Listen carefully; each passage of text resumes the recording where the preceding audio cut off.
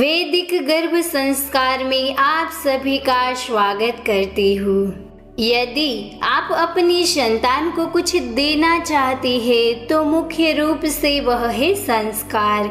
आध्यात्मिक गुणों के विकास हेतु आपके गर्भस्थ शिशु को हर रोज एक नई कहानी अवश्य सुनाइए। शिशु का गर्भ में ही आध्यात्मिक विकास अच्छी तरीके से होगा।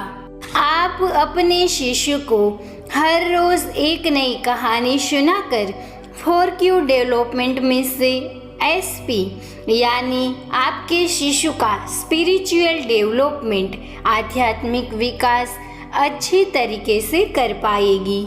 आज अपने शिशु को बताइए कि जीवन में आने वाली हर परिस्थितियाँ और परेशानी में हमें उसका सामना करना है, उसमें ही ढल जाना है और उन परिस्थितियों को ही बदल देना है।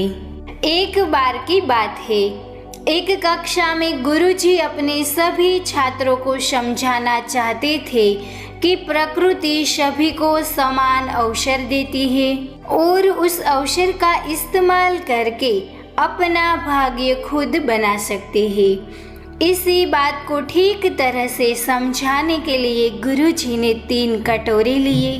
पहले कटोरे में एक आलू रखा, दूसरे में अंडा और तीसरे कटोरे में चाय की पत्ती डाल दी। अब गुरुजी ने तीनों कटोरों में पानी डालकर उसको गैस पर उबलने के लिए रख दिया। सभी छात्र ये सब हैरान होकर देख रहे थे, लेकिन किसी को कुछ समझ नहीं आ रहा था। 20 मिनट बाद जब तीनों बर्तन में उबाल आने लगा तो गुरुजी ने सभी कटोरों को नीचे उतारा और आलू, अंडा और चाय को बाहर निकाला। अब गुरुजी ने सभी छात्रों से उन 3 कटोरों को गौर से देखने के लिए कहा। अब भी किसी छात्र को समझ नहीं आ रहा था।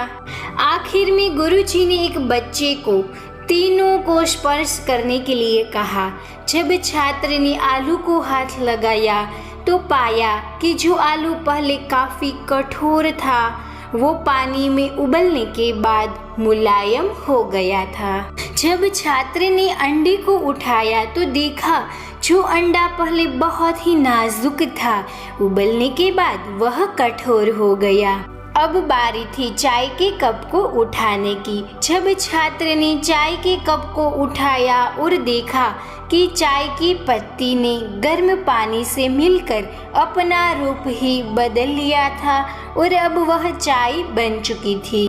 अब गुरुजी ने उन्हें समझाया कि हमने 3 अलग अलग चीजों को समान विपत्ति से गुजारा, यानी कि तीनों को समान रूप से पानी में उबाला, लेकिन बाहर आने पर तीनों चीजें एक जैसी हमें नहीं मिली। आलू जो कठोर था वो मुलायम हो गया, अंडा पहले कठोर हो गया, चाय पत्ती ने भी अपना रूप बदल लिया।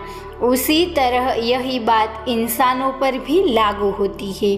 सभी को समान अवसर मिलते हैं, मुश्किलें आती हैं, लेकिन यह हमारे ऊपर निर्भर है कि हम उस परेशानी का कैसे सामना करते हैं और उस मुश्किल दौर से कैसे निकलते हैं। हे मेरे प्यारे शिशु, आपको अपने जीवन में आने वाली सभी मुश्किलों का सामना करना है। बेटा, आपके जीवन में कहीं परेशानियां आएगी, मुश्किलें भी आएगी।